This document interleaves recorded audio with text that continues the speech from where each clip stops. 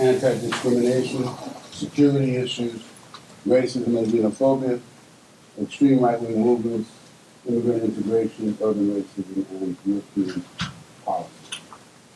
Next is Dr. Sophia Rosenfeld of the University of Pennsylvania. She is the Walter H. Annenberg Professor of History, where she teaches European intellectual and cultural history with a special emphasis on the Enlightenment, the transatlantic age of revolutions, and the legacy of the 18th century to modern democracy.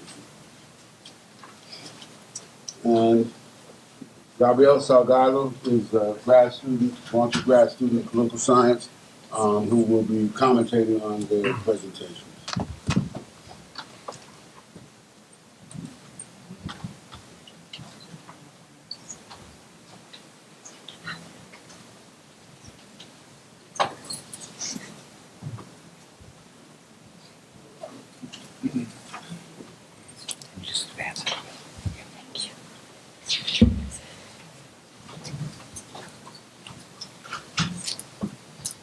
Okay, thank you. Good afternoon. I'd like to start by thanking Professor Michael Henchard for the invitation, my partner in crime for so many years.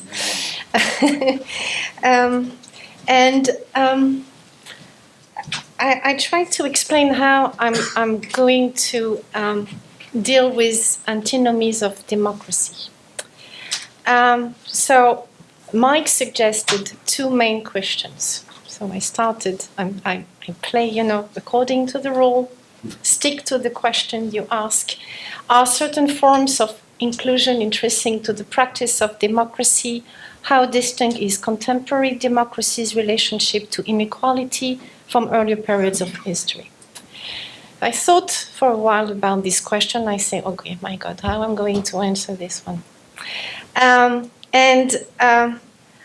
I start by saying, okay, antinomies of democracy. But this is obvious, because democracy entails a series of antinomies by excellence. There is no democracy without antinomies.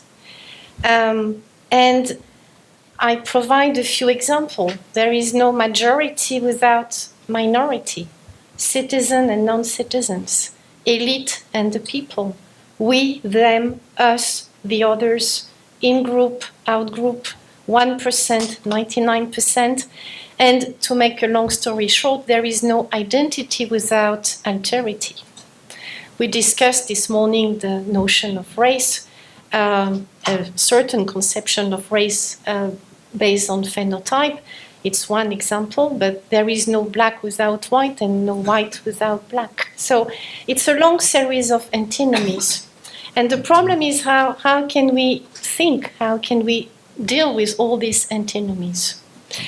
And I want to go back to the ancient Greece. We had a brilliant presentation of metics. So I'm going to go back to the metics, my dear metics, because I suggest you to consider metics as the ancestors of all the others, all the immigrants, all the second-rank citizens, when you study immigration, I mean, that's the population you deal with. So there is no demos without xenos. And as I think it was almost impossible to answer directly these two key questions, I cheated and I said, okay, I'm going first to try to answer sub-questions. And I would like to focus on two main questions. Who are excluded? And how and why? And what I want to illustrate in my presentation is the continuity of exclusion. So the subtitle of my presentation actually is From Metics to Metec. Metics to all the others, all the groups that are perceived as being different. And how can we explain the continuity over time of this process of exclusion? What are the main goals? What do we have in Western democracy to exclude people in order to legitimize democratic policies? I know it sounds absurd, but I think that's the current situation. That's absurdity of current Western democracies. So, in order to do so, I provide a few illustrations. These are all the people I'm going to talk in my presentation, and what do they have in common? So you have the metics, okay? I'll go back to that.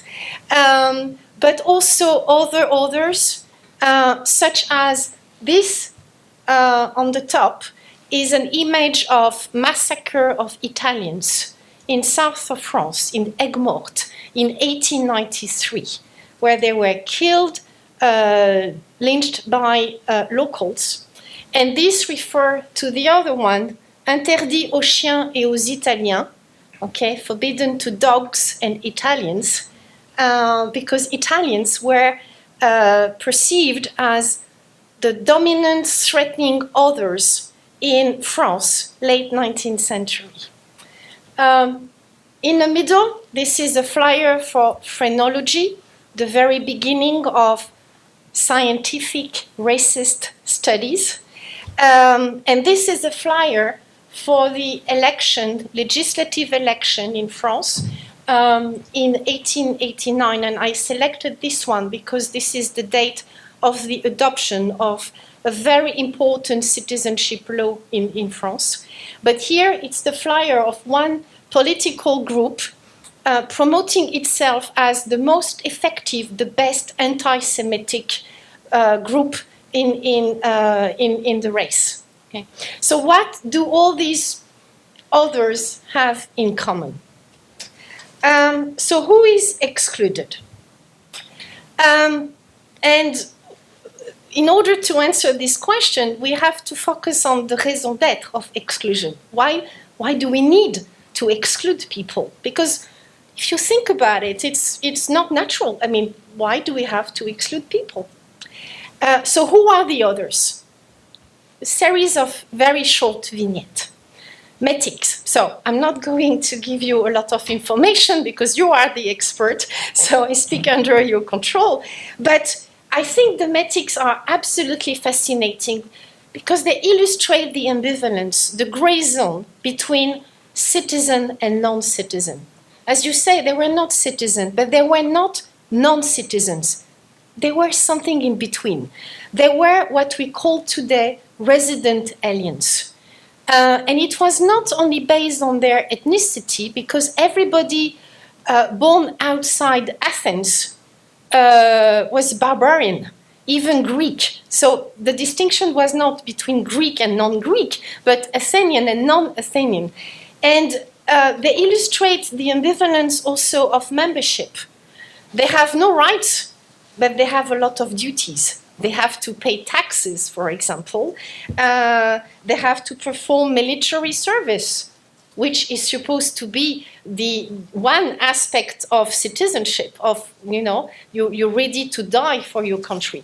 But they were not citizens, but still, they had to perform military service. They had no access to food rations during emergencies, not permitted to own real estate. And I think, as I said, from metics to metec, they are the ancestors of all the others, what we call today the second-run citizens, for example, denizens. And you may disagree, but the EU citizens are sort of metics. They're resident alien, so technically they're the descendant of metics in Athens. Another author, it's all the issues, questions, ambivalence illustrated, raised by Jewish emancipation. When we say we, them, us, in group, out group, it means that there is a mainstream, there is something that people are supposed to assimilate into, okay? So what is the mainstream? What's the basis for exclusion, the distinction between in-group and out-group? And I selected the Jewish emancipation case as an illustration of the antinomy between universalism and particularism, which I hope, resonate with issues of the fragmentation of Western democracy, tribalism, especially in the US. So when you study integration assimilation, there are a few questions. What is the content of integration? What is the purpose of integration?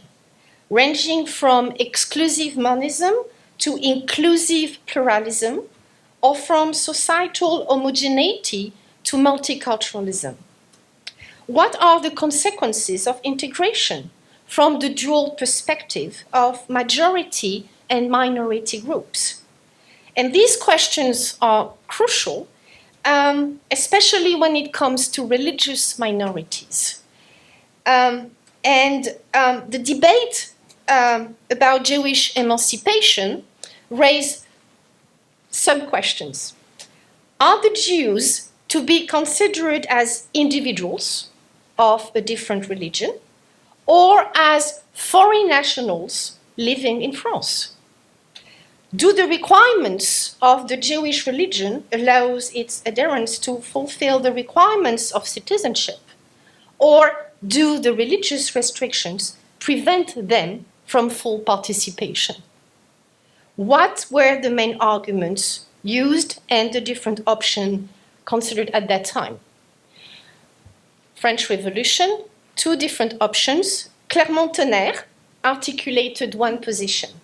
He favored the emancipation of the Jews as individuals, while encouraging them to assimilate into the majority. The Abbé Maury, in contrast, thought that Jews should be conceived of as a community, not individuals, and that they should not be discriminated against on the basis of their religious belief. The Jews were a nation apart, with no interest in citizenship, according to Abbé Maury, whom France owed hospitality and protection, but not citizenship. So finally, the Clermont-Tonnerre option prevailed. And emancipation was finally granted, first to Sephardic Jews in January 1790, and then to Ashkenazi Jews in September 1791. But what I'm going to explain now, I think resonates if you think about debates about Muslim communities in Western democracy today. A series of issues. The Jews were granted the right to be the same, yet were designated specific duties in order to prove their loyalty to France. And they have different limited rights, but they have duties such as to pay special taxes and perform military service. Metics. Okay. Emancipation thus inaugurated what I call a differential integration process. This process revealed the tensions between universalism and particularism that still undermined the so-called Republican model. And it generates a question. Once a group is emancipated, meaning having the right to be full citizen, do its members enter French society as individuals, as a new version of the group, or a combination of both? And current religious minorities face similar challenges generated by the unsustainable coexistence of a blind approach with no room for community or any collective identity, and repertoires and public policies based on communitarization.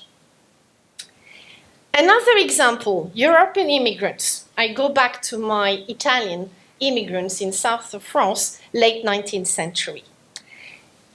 What is interesting, and I want to combine my very brief presentation of European immigrants with religious minorities, because what is interesting is the continuity in the construction of some others as posing a threat. And if I go back to French history, there is a striking continuity between the language, the repertoire of contention during the war of religion between Catholics and Protestants, and how Catholics constructed some others are posing a threat, despite the fact that Italian immigrants were Catholic, but they were not French. So I know, don't ask for any logic, okay? Don't criticize the messenger. There is no logic here, except a logic from the perspective of those who constructed some minorities, ethnic, racial, religious minorities, as posing a threat. And I study the rights of violence during the French Revolution as a legacy of the war of religion, and how these rights of violence were used, reused, recycled in the nativist discourse late 19th century in France, in other European countries, and also in the United States. So that's one element of continuity. And I also want to link that to the colonization and the decolonization process. But I also want, I'm not going to be too long on the external colonization. We can go back to that during the debate. But I want to remind you the importance of internal colonization, to turn peasant into Frenchmen, going back to Weber.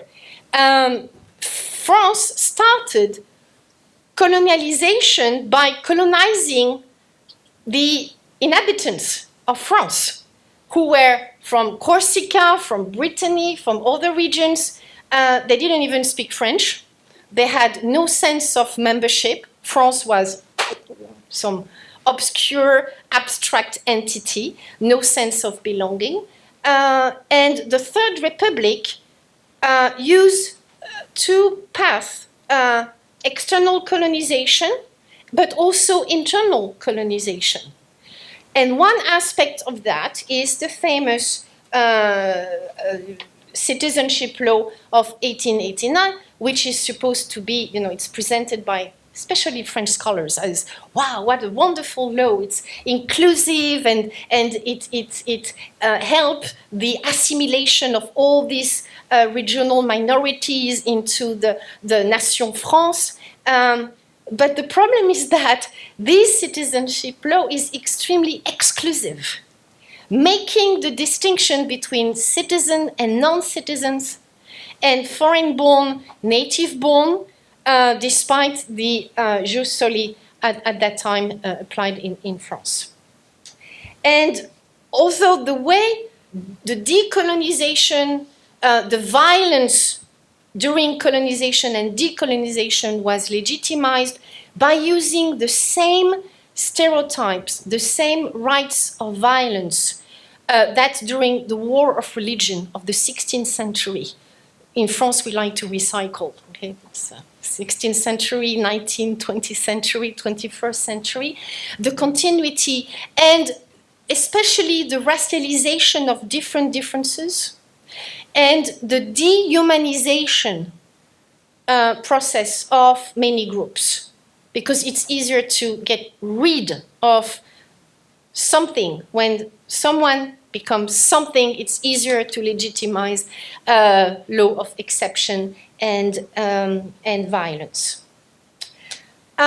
So, how are they excluded? Well, I don't want to be too long on the legal institutional exclusion. We know that, the different citizenship regimes, and so on. I prefer to emphasize the essentialization, biologization, and racialization. Sorry for the jargon. But it's the idea that it's part of the construction of the others as posing a threat.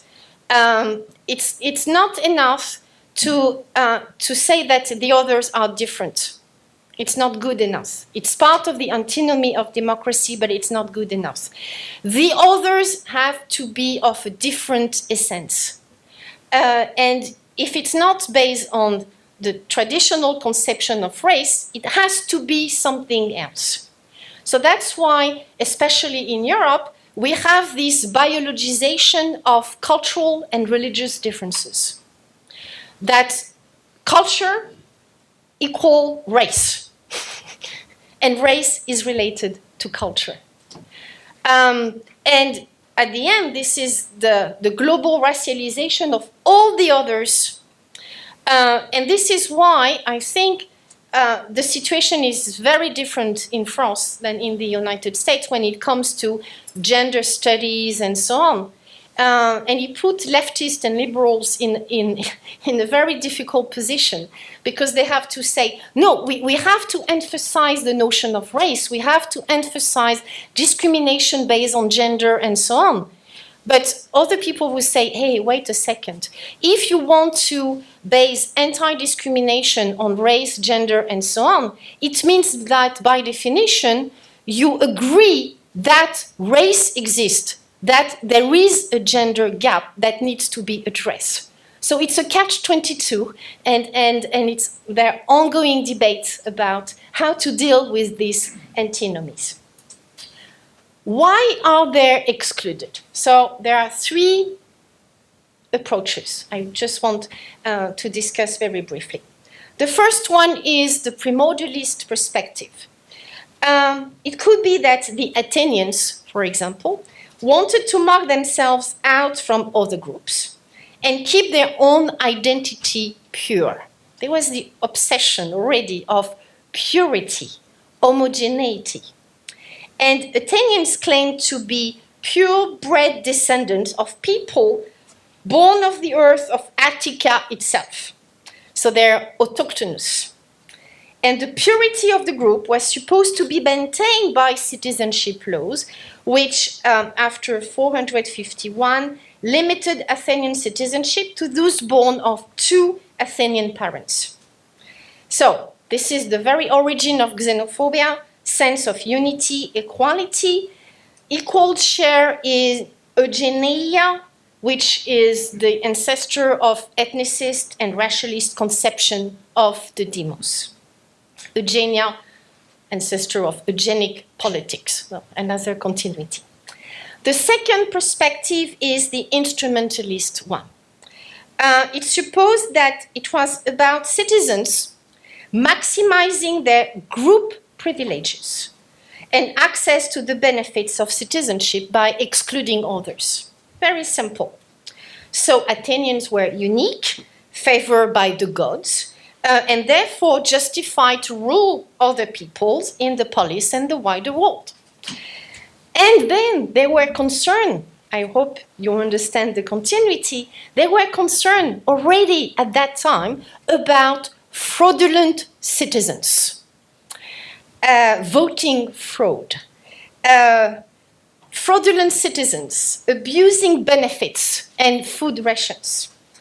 And by 346, the Athenians decide to perform a scrutiny of the entire citizen body. There was no ID card at that time, but it's about the same, okay?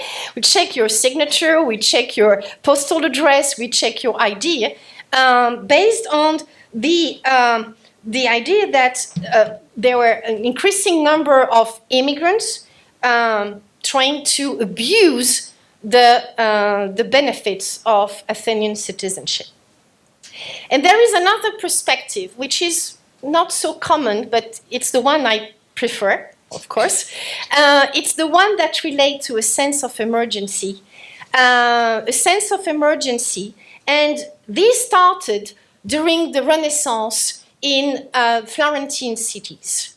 So it doesn't start with 9/11. It doesn't start with Agamben, the permanent state of exception. It started during the Renaissance, the 14th and 15th century. During this period, in the Italian city-states, the government, the Reggimento of the Signora, claimed that it alone represented the authority of the entire Florentine period. And according to Fubini, an expert of this period, this claim was prepared by a constant state of war.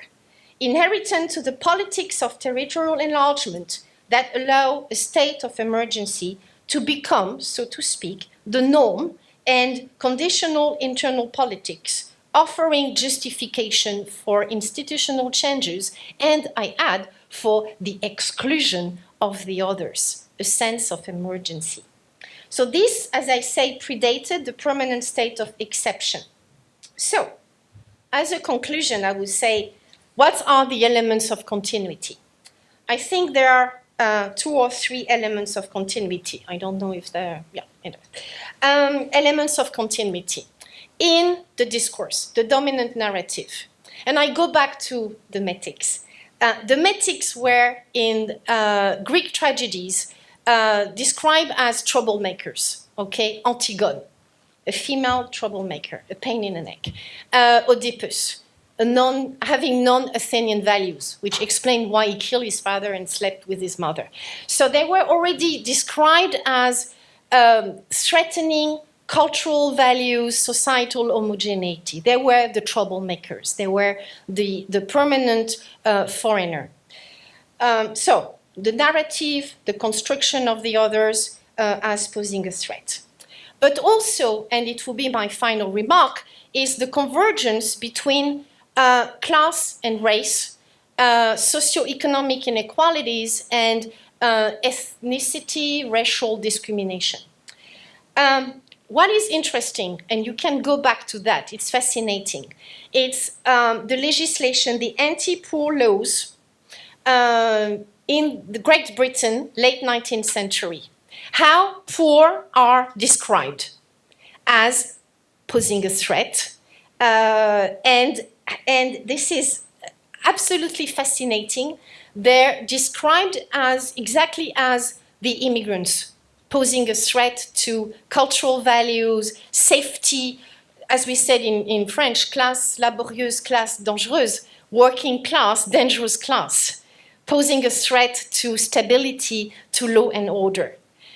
So this is also part of the continuity in the antinomies of democracy, the fact that the poor are also the others. They're also foreign because they do not belong to the mainstream.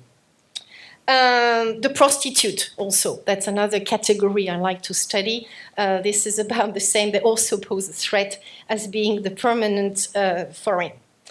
So the underclass, the outlaws, that explains the conflation of the notion of others. It's not only them, it's also us, as long as us are poor or disabled or prostitute or whatever, different kind of deviant, which answer finally your second question, what's going on? And I think that what's going on is that we are facing a cumulative process of a long series of exclusion, a broadening over time, and I go back to the ancient Greece, broadening over time of the categories of the others.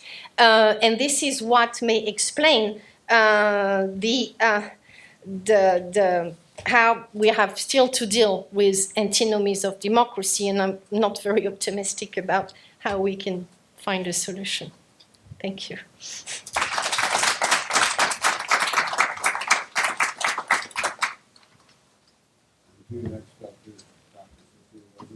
Sophie, you have a presentation? I don't. Oh, okay, so No, I'm gonna talk the old-fashioned way, which is just talk, nothing to show at all. Sorry to say, yeah, but it means not setting anything up either. So good. Okay. So, truth, we've been told a lot lately, is in crisis, and you've heard all the signs. So I'm not going to go through them in any depth. We have a president who lies all the time. The administration as a whole routinely conveys wrong, inaccurate, or unverified information. In other words, the Trump presidency challenges truth in both its ethical and its epistemic dimensions. And not only is the president unapologetic about this, he deliberately muddies the waters. You know, there's all this people are saying, I've been hearing, who knows, fake news. One the other day, which I thought was amazing. I try to tell the truth. But it's not just the president. Maybe more seriously, polls and voting patterns show a good number of Americans just don't seem to care. On the contrary, they seem to embrace this kind of muddy, who knows what's true, who knows what's false distinction. Some value Trump's seeming personal authenticity over veracity or accuracy. The fact, in some people's opinion, that he's challenging PC ideas means he's telling it like it really is, that this is some mark of authenticity. Some people just want to win at all costs, and many see facts as a matter of spin and personal inclination, rejecting the idea that there are any impartial, disinterested sources of information or that there is any pure, disinterested information. Fake news has become both a partisan label and an all-purpose description of the world. So if you read any kind of mainstream media these days, from the New York Times, NBC News, whatever, you clearly know that there's a lot of hand-wringing about all of this going on at the moment, maybe in part because it challenges exactly what those media outlets do. And post-truth, which was the 2016 word of the year and tends to mean something like, we can't agree on what even basic reality looks like, and we don't think there's any solution to that problem, has been thought to portend something like a novel and historically distinctive crisis in democracy. And I used American examples to start, but not just in the US. That may well be the case, though of course there is a very long history of politicians lying, and there's a very long history of panics about the decline of truth. But the premise of my new book, which is called Democracy and Truth, pretty straightforward, is that before we can address what's happening, whether what's happening now is really unprecedented, whether this is some kind of break in the long story of democracy, we'd have to stop and consider two prior and not that often asked questions, both of which have a kind of historical nature. How has the relationship between democracy and truth traditionally been understood? And why is this ostensibly perfect marriage between these two seemingly exalted concepts so often gone wrong in practice? And the answer I want to suggest has much to do with how democracies produce exclusions, which is, of course, our subject for the day. So I'm going to start with a sort of historical backdrop and then get us, I hope, back to the present and back to this problem of exclusions. My starting point is that just as democracy has a long history, so does truth. It's been understood, looked for, even celebrated in different ways in different moments and places. And democracy emerges at a very particular moment in its modern incarnation, in the late 18th century, and it emerges out of the very particular and maybe even peculiar truth culture of that moment. And here I'm talking about the Enlightenment. What's essential, I think, to realize for our purposes is that the eradication of error and the pursuit of truth was really the principal preoccupation, if I can wildly generalize, in the North American and European Enlightenments. And it was always linked to politics, because it was always about trying to get rid of the structural forces that made mythology and superstition and falsehood so central to culture. Now, to understand the novelty of any of this in the 18th century, we also need to keep in mind that most early modern European monarchical states actually took secrecy and a fair amount of deception to be valuable tools of statecraft, shielding information from the ears and eyes of the population rather than any modern notion like fostering public opinion or encouraging the expression of dissent, made good sense to enlightened monarchs. And you could be a reader of Machiavelli, you could be studying Frederick the Great, you'd find some of the same principles here. But in the 18th century, to kind of give a quick run through this, past virtue gradually turns to vice. And for advocates of these newfangled things called republics, people like Paine or Rousseau, the ideal of the republic was that it would actually turn on very different moral epistemic principles: transparency and openness, trust in others, and an ethos of truth-seeking and truth-telling at every level. So liberty and equality, which we talk about more generally, would in this vision go hand in hand with a commitment to demonstrable evidence and accuracy, as opposed to, say, secrecy and lies, and a premium on candor over hypocrisy. So if you're somebody like the 18th century writer Louis-Sébastien Mercier, who tries to imagine the world of the future as years 2,440, so we're not quite there yet. We don't really know if he was right. But what he imagined was something like the whole world becoming a book of morals, and where the only real crime would be lying. Everything would be transparent in some form. And you might say that in the US in the last quarter of the 18th century, a legacy of Puritan investment in similar values, the alignment of seeing and being, or utterance and action, combined with the growth of a new capitalist marketplace, reinforced some of the same values. And so, at least in principle, truth and what would come to be called democratic governance promised one to be the instrument of the other. Pre-existing truth would serve as the starting point for public deliberation, but participation in the political process would also, in the end, aid in the discovery of new truths. Republics, in principle, would make the secular and Christian dream of the coincidence of virtue and knowledge, or truth-telling and truth-seeking in both a moral and epistemic sense, a reality. Okay, that's the truth culture. But now we get to the crux of the matter, because there's a question in all of this. How, in a democracy, as they eventually come to be called, we're really talking about republics when we talk about the 18th century, how is anybody going to actually know what's true? Where's truth going to come from? And the answer wasn't obvious then, and it's not obvious now. But one of the key theoretical constructs behind modern representative democracies was a commitment to an undogmatic, open-ended conception of truth, again in contrast to traditional monarchies or to most major religions. So what does an undogmatic conception of truth mean? First, that democratic truth would have, and it still has, no precise contours or content, only logical truths like 2 + 2 = 4, or my mother's mother is my grandmother, would be the kinds of things that were really set in stone. The rest, from moral truths, which were often sequestered in private life, to factual truths about what happened in the world, for instance, would be continually open to revision, reconsideration, debate. And from this core principle, it followed again, and here we're still in the realm of theory, we'll get to practice in a minute, that no one person or even social group should be able to call all the shots. Partly this was to avoid hubris, the idea, after all humans are considered fallible, but also to avoid conflict, an era after a lot of religious warfare.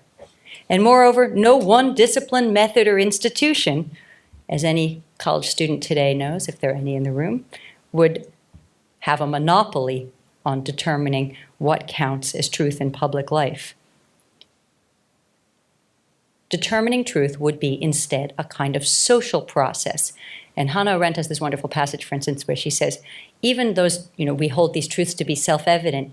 It doesn't say these truths are self-evident. It says we hold, meaning that there's some kind of collective decision has to go into establishing those as truths in the first place. And to get there, it seems, for whether we're talking in the French context or the American one in the 18th century, required a kind of epistemological division of labor. On the one hand, you needed a lot of ordinary people of some kind, and we'll come back to their definition in a moment, who were understood to be endowed with a kind of very ordinary wisdom derived from just living their lives, from experience, what you might call today kitchen table logic. And on the other hand, you needed a smaller elite. In the 19th century, they come to be known as experts, who were exceptionally educated, credentialed, and trustworthy, which also generally meant moneyed, leisured, and well-bred in some form. And the idea went something like this, and I won't go over it because it's strange when you stop and think about it, but it's ordinary to us because we're pretty used to it. But something like ordinary people should be empowered because they're sovereign to share their views with each other and have some kind of debate and eventually decide on some kind of policy. And they would do this based mainly on their experience in life. But they needed to know a little more than that. So they also needed from the beginning some kind of either elected officials or other experts to tell them something more general about the state of the world.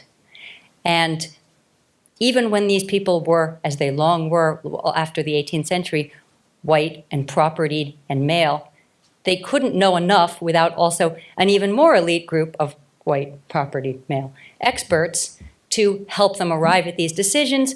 But then once the experts' decisions had been, once popular decisions had been made, experts needed to implement them, but then ordinary people needed to reevaluate those decisions at intervals. And so, in other words, the process would go on. And what started on a foundation of very basic facts would eventually end up producing something that some theorists have called political truths, and some people call slightly more cynically serviceable truths, meaning not things we're absolutely certain about, but things that are a good enough foundation to provide enough consensus for policy and the rest of the world to go on.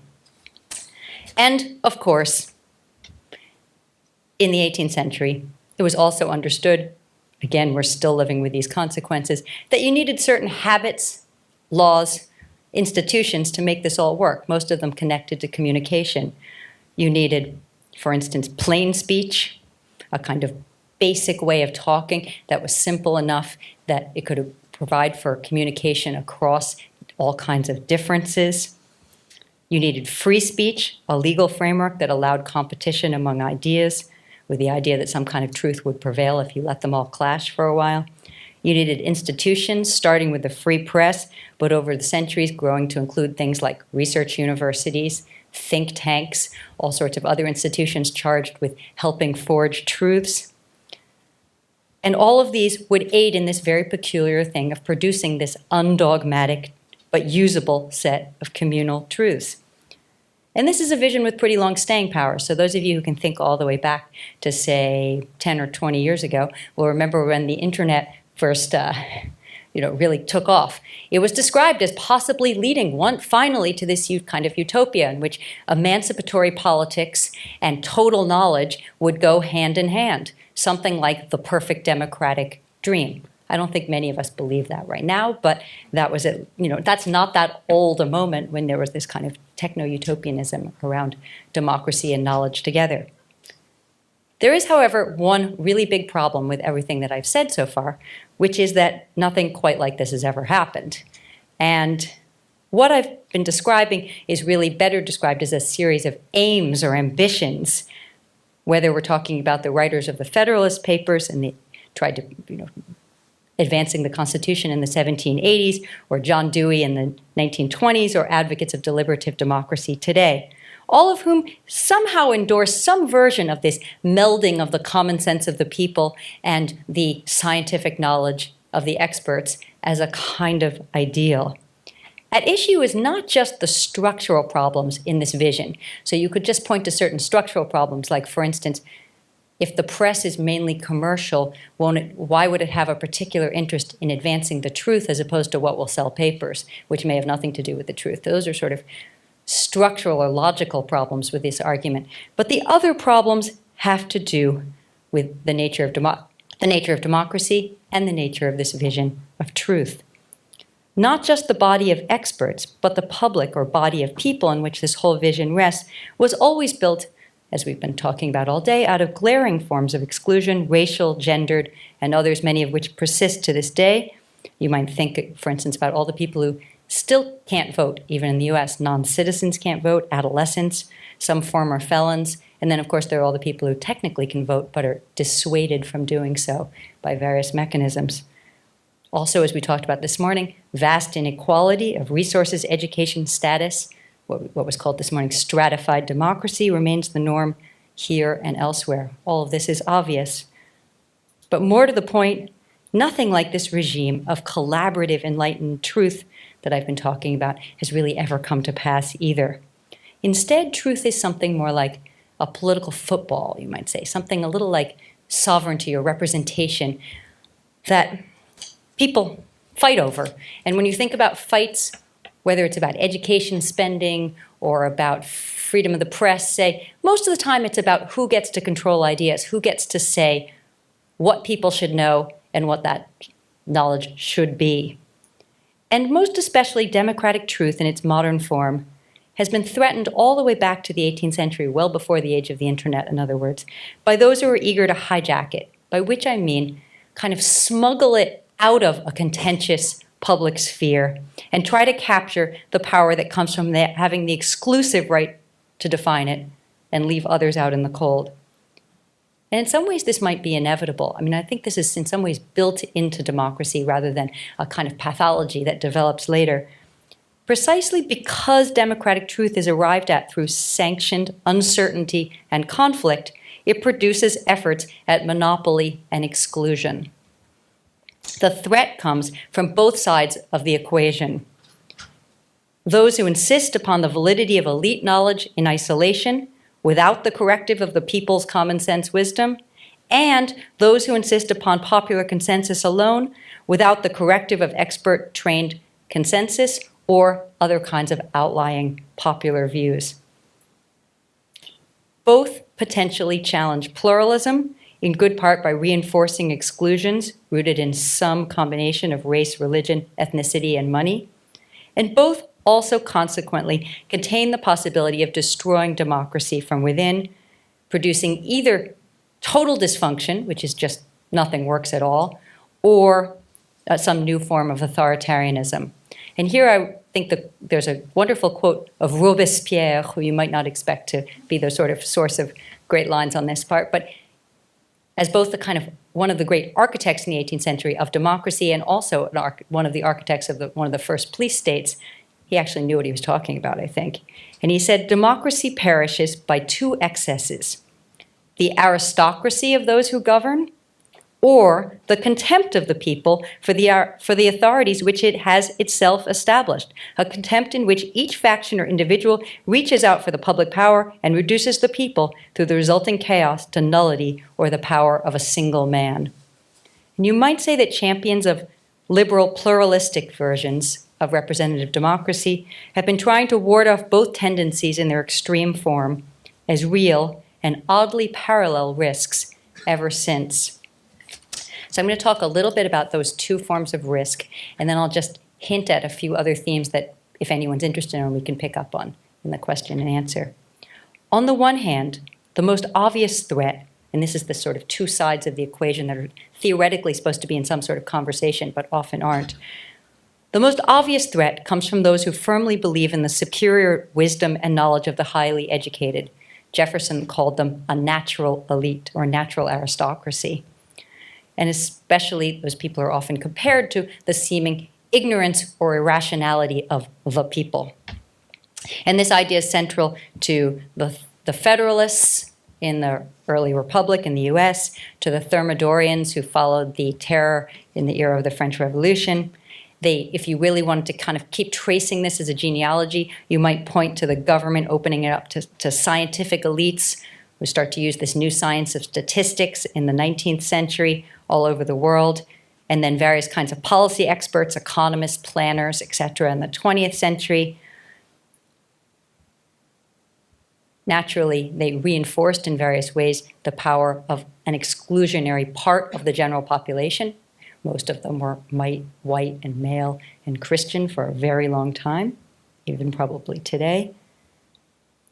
And all of this happened, this rise of the expert and the elite, inside a world that was also theoretically democratizing at the same time, eliminating chattel slavery, spreading public education, establishing new forms of rights, trying out universal manhood suffrage at least.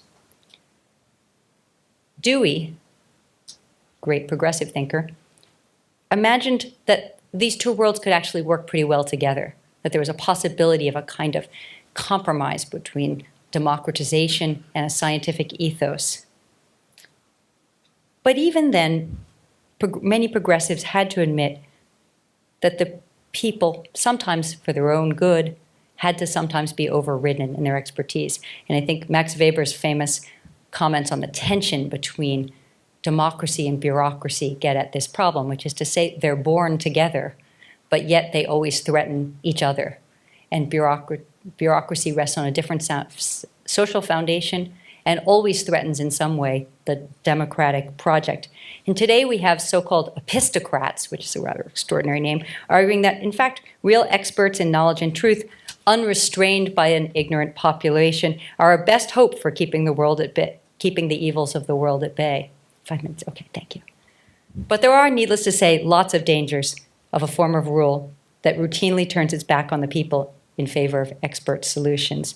We all know about the ways in which experts can be compromised as rulers, and we know what happens when you end up with full-scale technocracy or planning states. We can talk about how the rise of versions of this, I think even the EU would count here, and with its democratic deficit, have in a sense helped propel its exact opposite, which is a populist conception of truth that's so associated right now with this post-truth moment. And in fact, the opposite version, which is this kind of popular seizure of what counts as true, results in its own forms of its own dangers and its own forms of exclusion. This isn't to say that popular rule is inherently a problem for ascertaining truth. So-called epistemic Democrats today challenge, using lots of kind of university-based statistics to do so, that claim that ordinary people, if you have a diverse group of ordinary people, they actually end up knowing better than experts in the first place. And of course, the idea of the intellectual capacity of ordinary people in the aggregate has been behind every important social movement and political movement of the last 200 years. But too often, evocations of the people in modern life suggest not a pluralistic, heterogeneous body, but a unified, exclusionary one, much like what technocrats often propose. And frequent dependency on conspiracy thinking regarding the nefarious ways of elites or foreigners and other alternative sources of epistemic authority has its obvious dangers as well.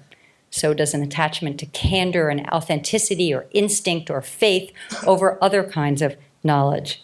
And again, we could do a long genealogy if we wanted to. We could go back to the Anti-Federalists and the Jacobins, and we could even look to Edmund Burke for all the various kinds of ways, left and right, in which the value of experience over more highfalutin forms of the kinds of truths all of you are invested in creating have ultimately not just sort of pushed up popular notions of truth, but also helped to create disdain for outlying voices of all kinds, whether those voices come from intellectuals and artists, or the outlying voices of racial minorities, or the outlying voices of foreigners, Jews, all the various forms of, all the places one can imagine sort of forms of exclusion.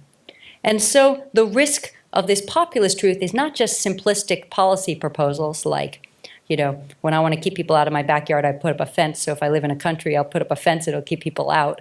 Or, you know, it's snowing, so there can't be global warming. That kind of simplistic thinking that sometimes might result. But on top of that, you again get this threat to pluralism, to the imagining of a democracy as involving multiple voices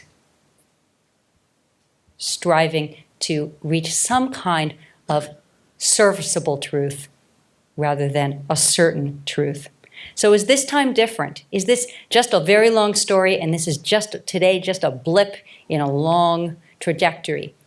I'm going to take the easy way out and say it's too soon to know, but I will say that there are some new factors one would want to consider in all of this too. I don't think postmodernism is one of them, despite a lot of press commentary on that fact. I think it's irrelevant to this conversation, but I do think that the rise of new forms of info entertainment like talk radio and 24-hour cable news, partly merging with politics, has been a salient factor in the United States. I think social media has been vital globally in dismantling even further some of the boundaries of true and false, which leads to new forms of exclusion and tribalism of different kinds. And I do think that the economic dislocations of recent years, coupled with a growing sense among the young that the kinds of problems that we face are so large and so transnational that groups of citizens can't effectively confront them anyway. And here I mean the massive displacement of peoples around the world, as well as maybe the looming collapse of the planet as a whole. And now that I've left you thoroughly depressed, I will conclude by simply saying that I'm happy to talk in the question and answer period about whether there's anything to be done about any of this. Again, Arendt warns us against sort of totalizing solutions, either dismissing truth entirely or aiming for some sort of total truth as both very dangerous solutions, but it doesn't give us much guidance as to what to kind of propose in between. And we might want to finally discuss this question of whether truth really requires democracy or whether democracy really requires truth. My very short answer is that truth can probably do okay without democracy. But the flip side of that is that I don't think democracy can survive without truth. And by that I mean both in a practical way, a truth upon which some kind of consensus placed from which we build policy, but also more, I think I mean truth as an aspiration. The idea behind this undogmatic truth that no matter how much we don't live by its ideals in any form, the fact that we never know what's sure and we're never sure we're there, the fact that democracy allows for second chances in a way, is essential to why we'd agree to live with this kind of uncertainty, why we'd live in a world in which we didn't actually have much guidance as to what the right path was. And so I will simply leave you with the idea, which some of you may adamantly disagree with, and that's great, that truth is the horizon that we need for democracy, even though it opens us up all the time to new forms of exclusion. Thank you.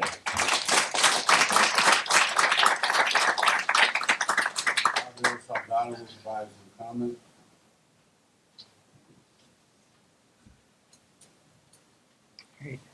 Well, thank you, Professor Chebel de Apollonia and Rosenfeld for your presentations, and Professor Hanchard for inviting me to give comments here.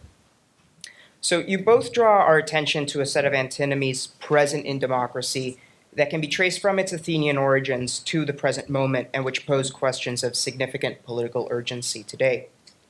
Professor Chebel de Apollonia, you focus on the political exclusions that are produced from the demarcation of the demos. While the people is, of course, a central category for democracy, it is also a fraught one. There's no self-evident answer as to who the people are or should be, and the exclusion may produce populations who are marked as disposable or lead particularly precarious existences. Given what is at stake, you ask us to consider also perhaps whether there may be more democratic methods by which to carry out these demarcations, or that's certainly a question I want to hear more about in the Q&A. Professor Rosenfeld, your focus on truth highlights at least two issues that I noticed. One is the tension between truth and democracy itself, which we can find going all the way back to Plato's rejection of democracy. And so when we teach ancient political thought, which I teach for Jeff here, sometimes we pose the question of the significance of the first democracy, putting the first philosopher, usually, who would take this first philosopher to death as maybe one enactment of that antinomy as well. Though perhaps there's an important difference here with the sort of 18th century developments, which you focus on. I'm interested in thinking about what the significance may be of the orientation towards truth that democracy might have in that 18th century moment, as opposed to the framing that sometimes we present when thinking about the Athenian case. So we may find that democracies are not ideal places to seek truth in, but then accepting not only that some form of truth is nevertheless necessary for democracy, there's also the matter of where the production of truth is located in the democracy, the experts, the people.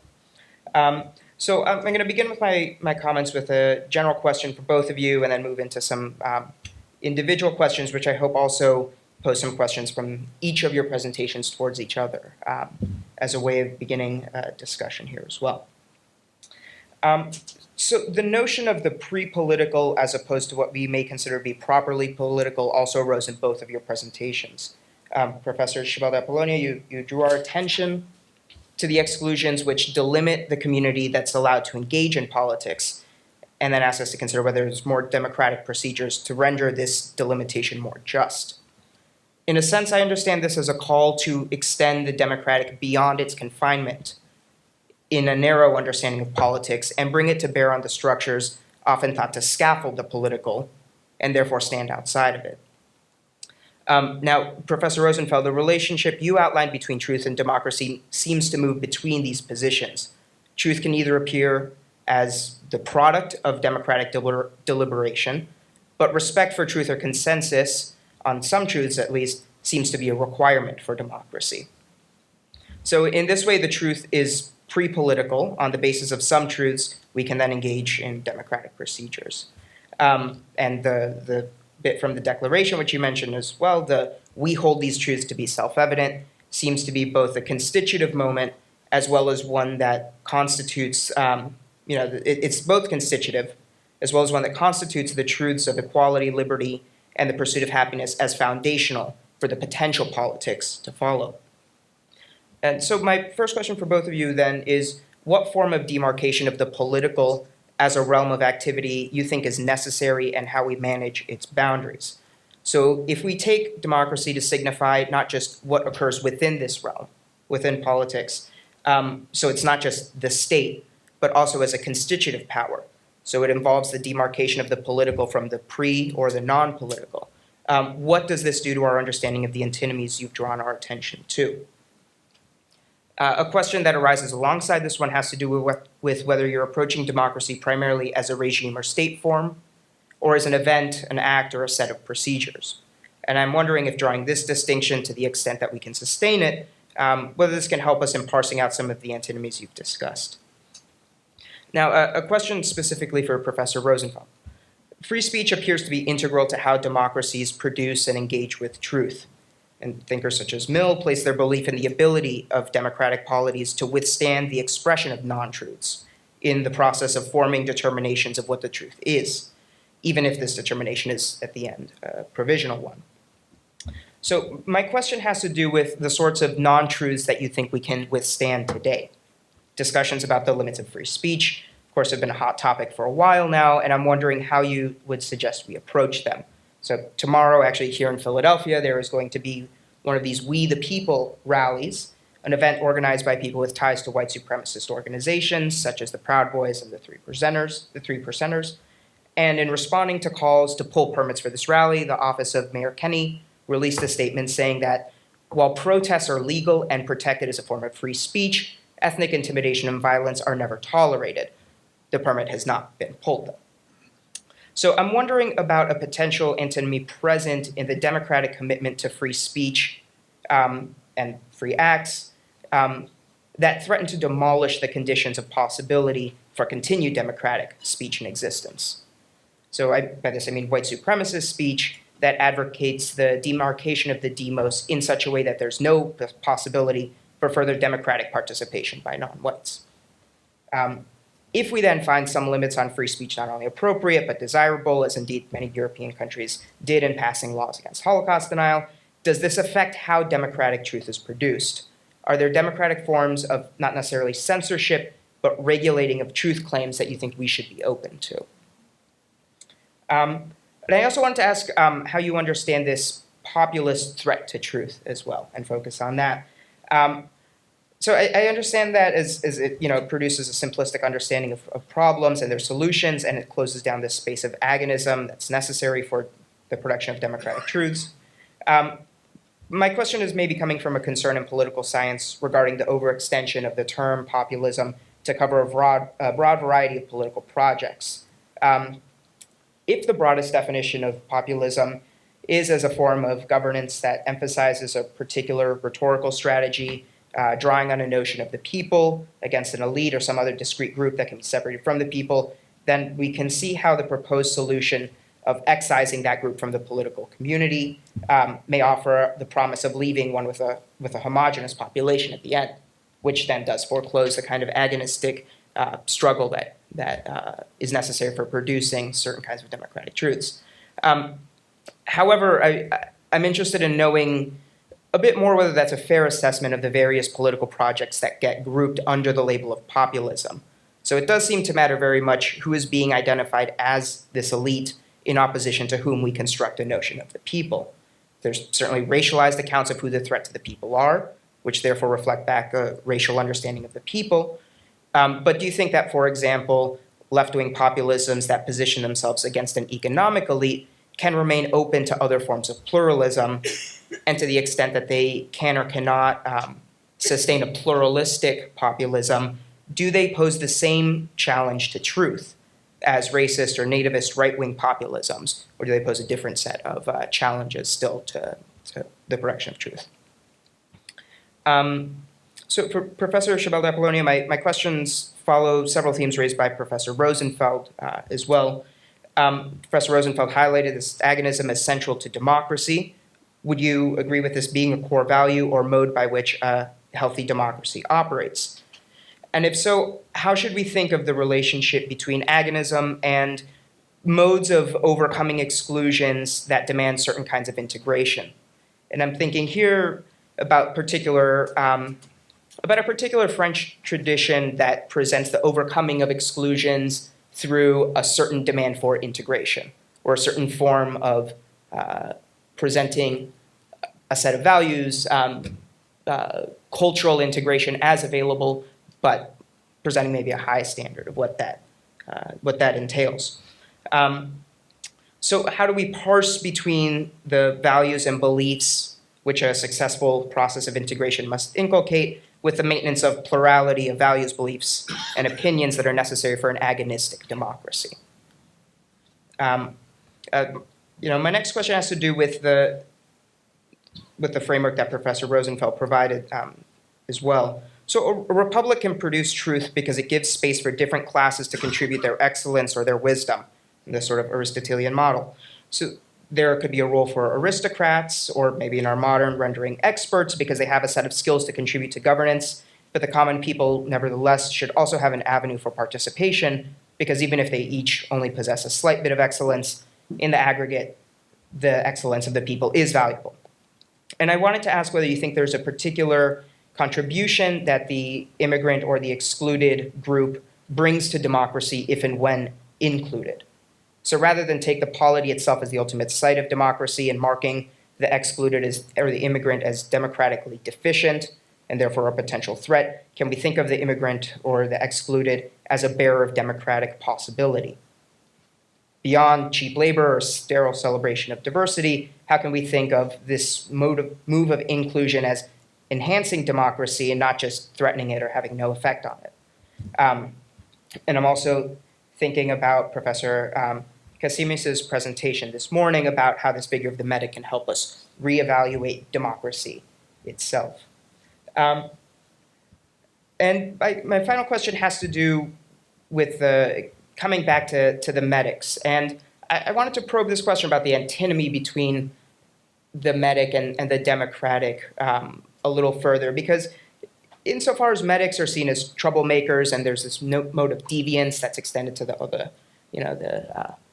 the followers of medics or those in the tradition of excluded in the tradition of medics, there seems to also be an understanding of democracy that would not be antithetical to this, but very much in line with this. And I'm thinking about the skeptics of democracy in the Athenian mode as well, that think about democracy as very much the rule of the poor, or the upending of social norms, or what the democracy itself really signifies is the kinds of upending, again, of social hierarchies that this figure also in its sort of troublemaking capacity also signifies. So is this necessarily antinomic to democracy, or is there some call that we could enact for identification of democracy with those very deviants that gets us maybe out of this bind? And if so, yeah, what would you think about that? The presenters come back, and for the sake of time, let's take questions from the audience, and then in that period, if the presenters choose to respond to several of the questions. Yeah. Audience first? Sure. That was terrific. Yeah, gosh.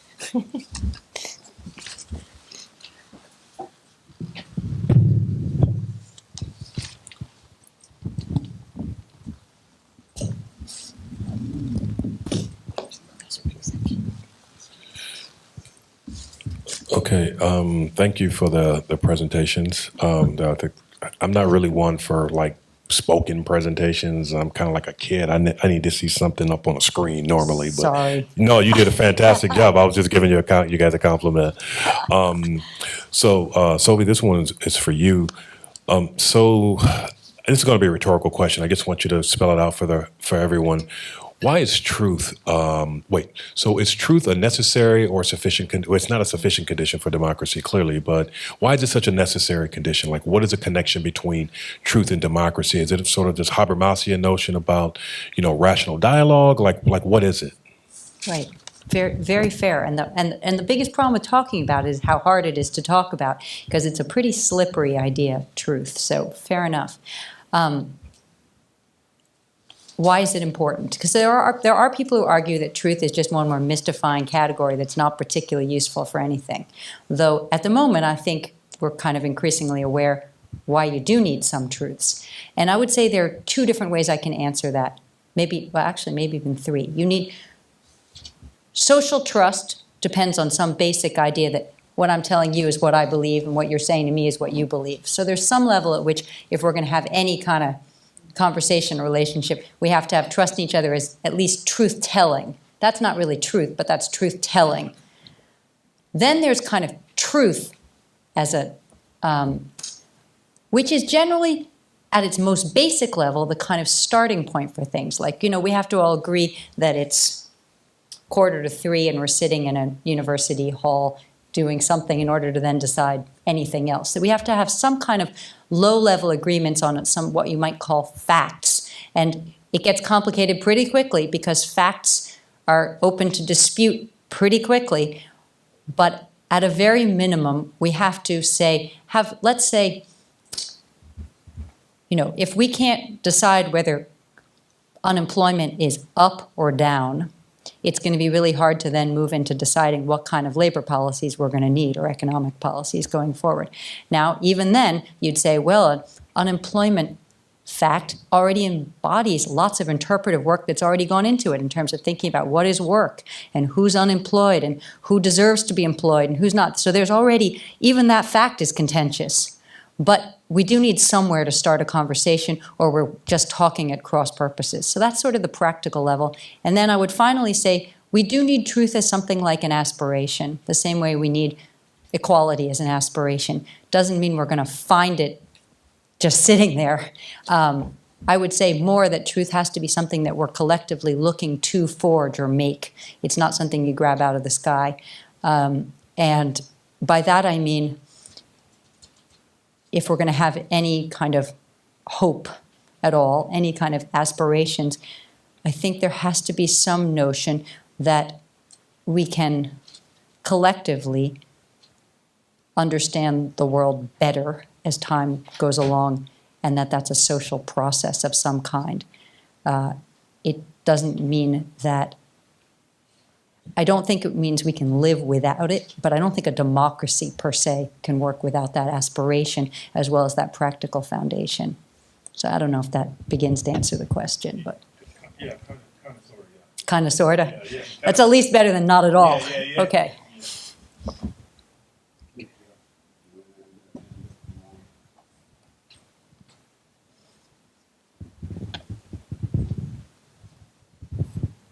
Thank you both for your presentations. I had a question for you, Sophie, about serviceable truths, this category, and whether it's especially a problem for the social sciences as opposed to other knowledge domains. Because it strikes me that there's less contention about natural science and the experts that come from there, or applied science and the experts that come from there. There's not a whole lot of outrage that the FDA gets to decide what drugs are approved.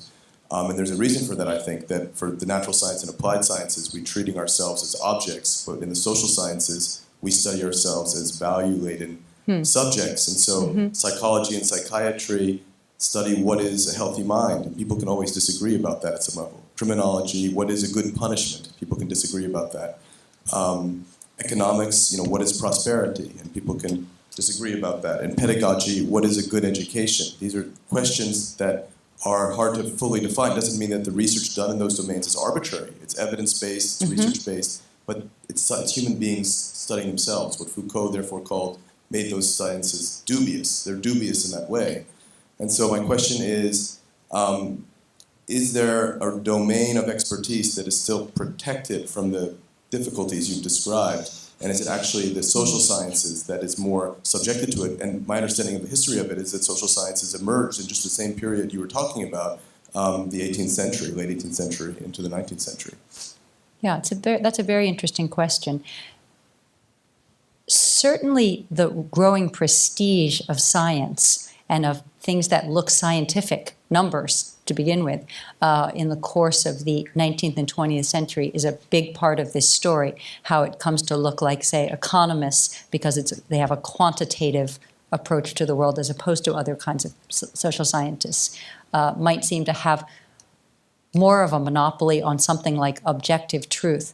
But at the moment, I would say that even the hard sciences are really up for questioning as whether they're really authoritative in ways that fit this whole pattern and that are not distinctive to scientists. So, for instance, the debate about climate change has not turned as a public matter on sort of the idea that there's a scientific consensus, has only moved about half the population to accept that global warming is a reality.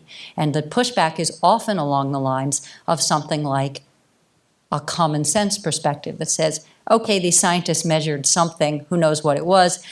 It was cold last winter in my house, and that doesn't look like global warming to me. Or there's always been a lot of fluctuation in the climate. You know, they're biased, and they're saying this because they want to accomplish something else that's extra scientific, though they're pretending to be objective.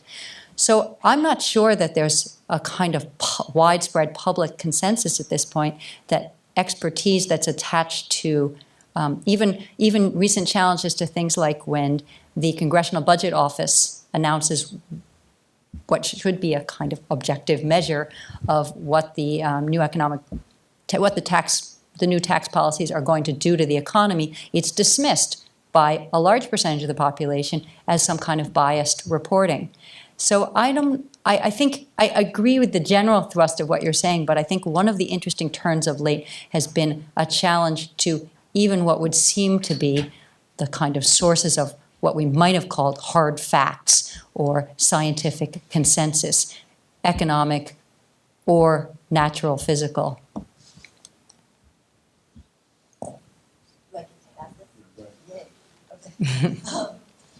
This begins as a question to Sophie, but I think it migrates for a reason that I'll try and make clear.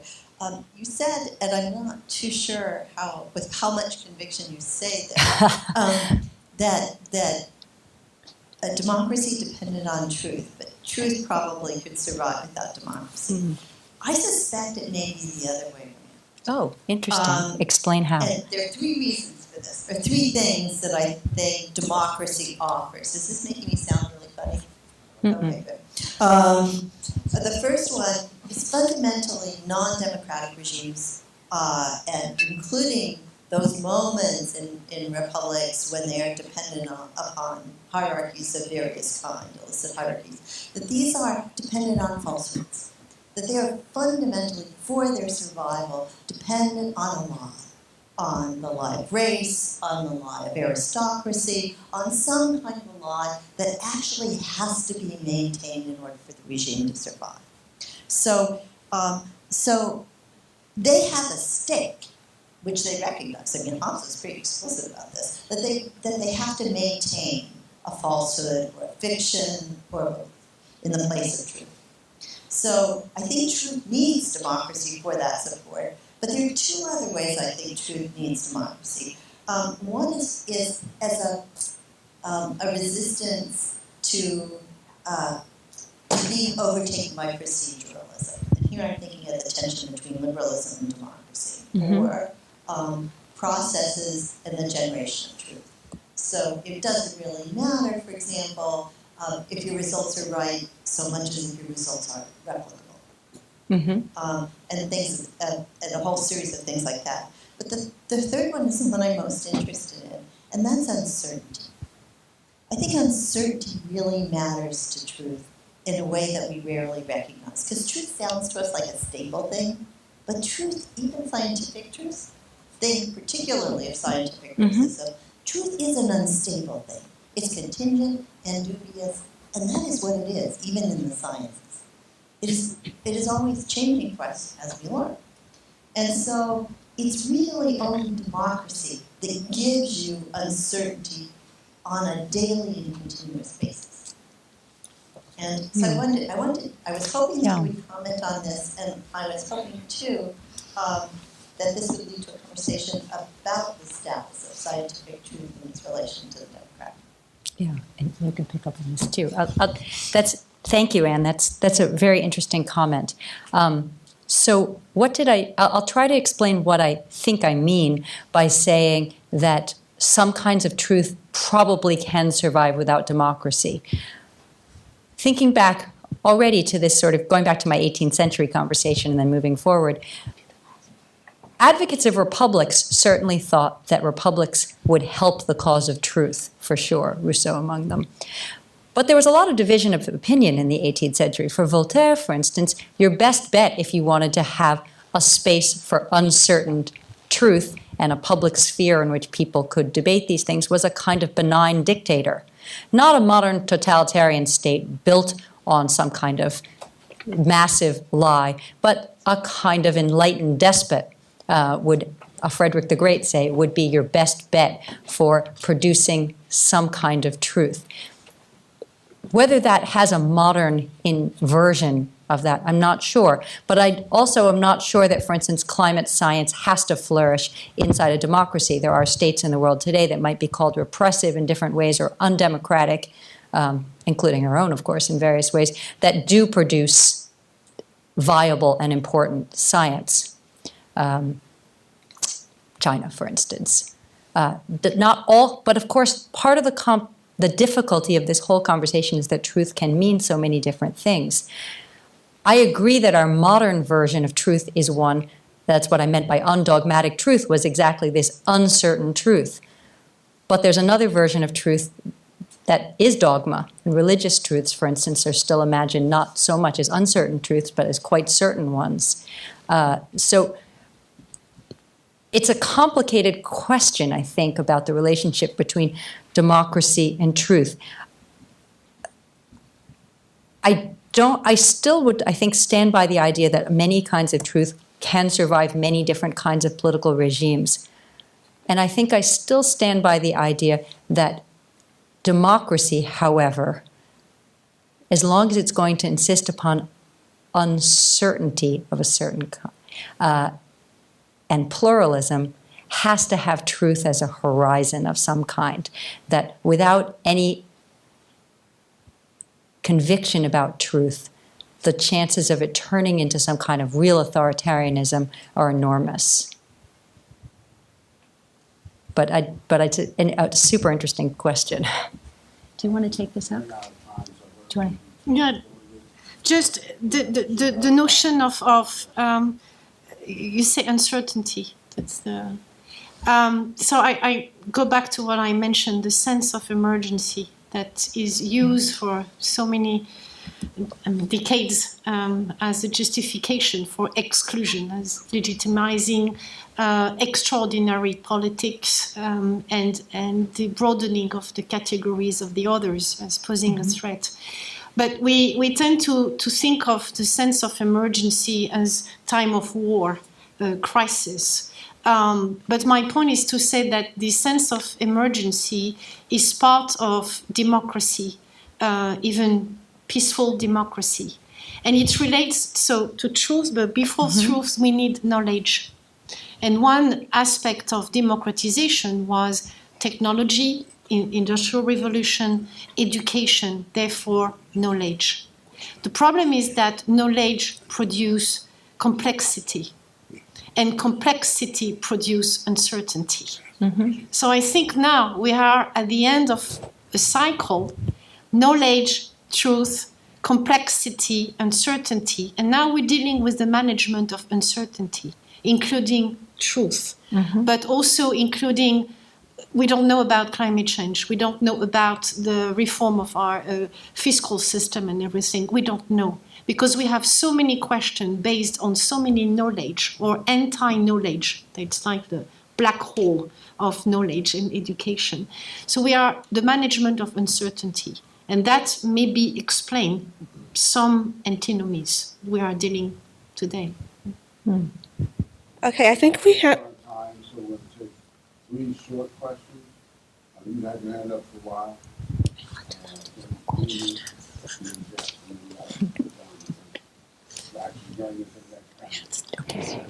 Thank you for your presentation. My question is to Sophia. So you said that the assertion was that the Enlightenment was ultimately about the pursuit of truth. And so if we're looking at truth versus universalization of ethics, and truth being something that is certain and not serviceable, serviceable being that social project or that socialization process that you alluded to, I cite truth as what is orthodoxy. And then orthopraxis within the real world might be the bandwidth that human beings are capable of approximating that orthodoxy.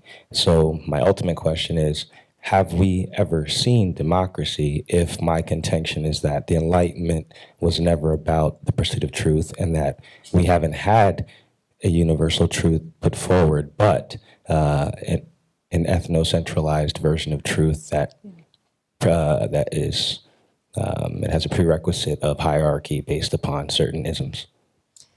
Yeah, terrific question. Sorry, the answer is just yes. You're right.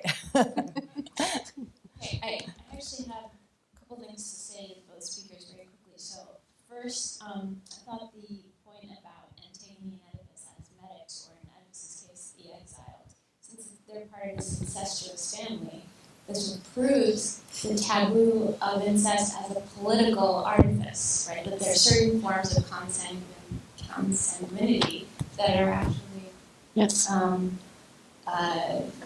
well, they're rendered normal and some are rendered aberrant. I have more to say, we can talk later. And then the other thing for Sophia is more of a question. I wonder whether we should introduce the idea of speech here. That we're not always just talking about truth, but also logos and what is persuasive speech. And what it is that this preoccupation with transparency. I'm thinking of Jody Dean's book from a long time ago, Publicity's Secret, that we posit the ideal of transparency in order to imagine a public that is there to find these things out. And so right now we have, you said Trump, people say this, people, there's speech that might not be truth, and people are eating it up. And so maybe it's not, the question is, what is the problem that this obsession with truth, in this case, post-truth, is working to solve? Is it the problem of the people? I mean, so in other words, what's symptomatic of? Yes. So too quick, but.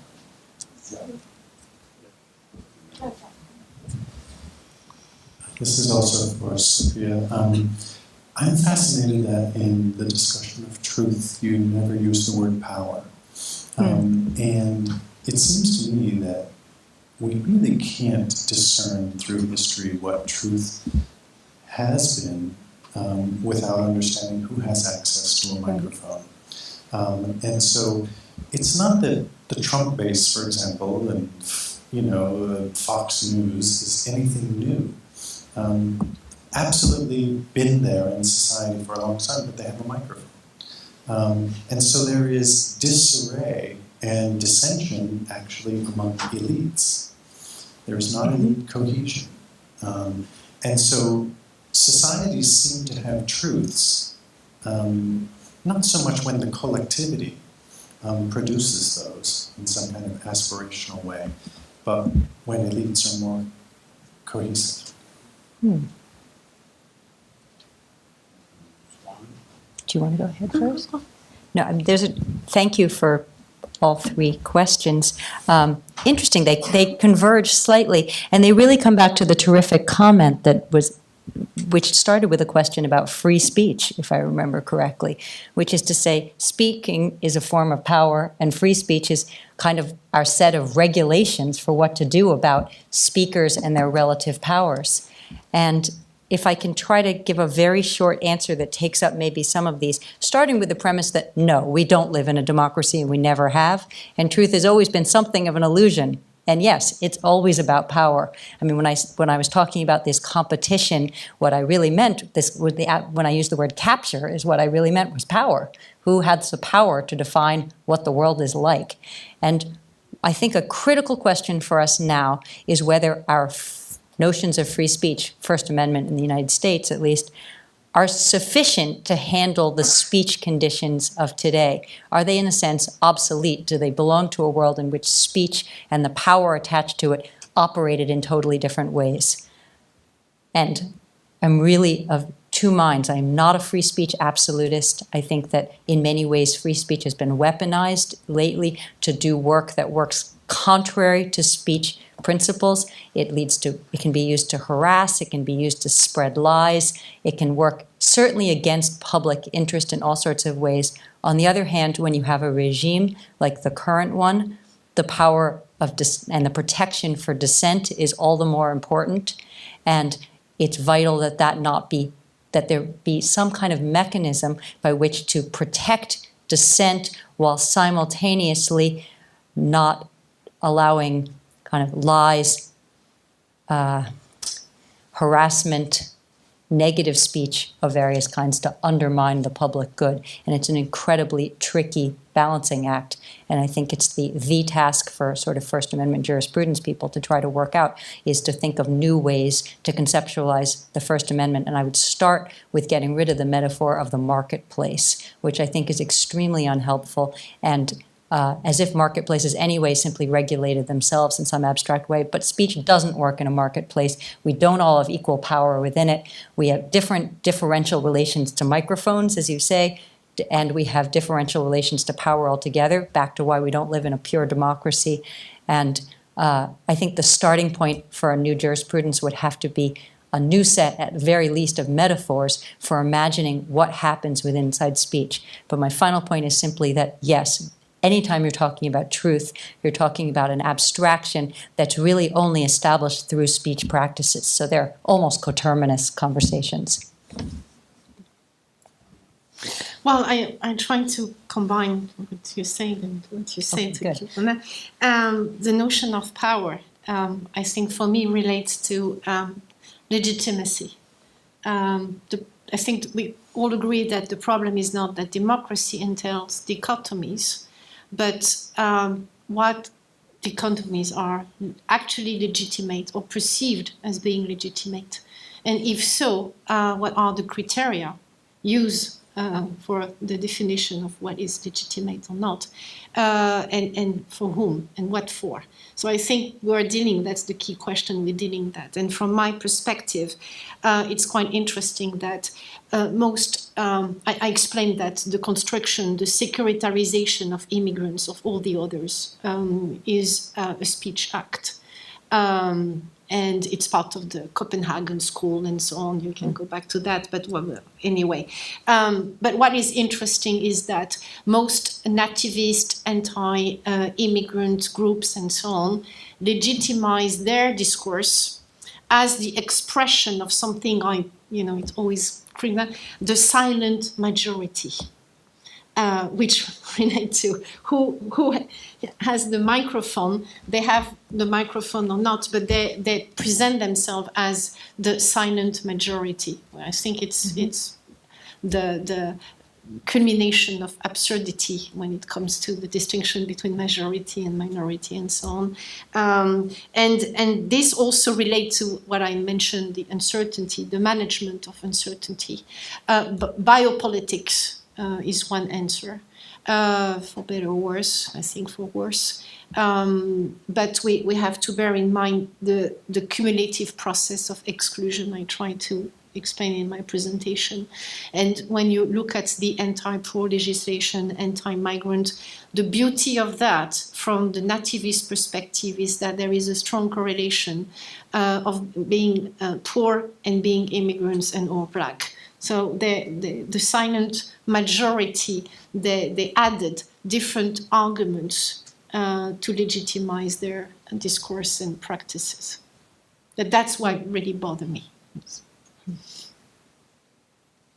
Thank you very much. Thank you.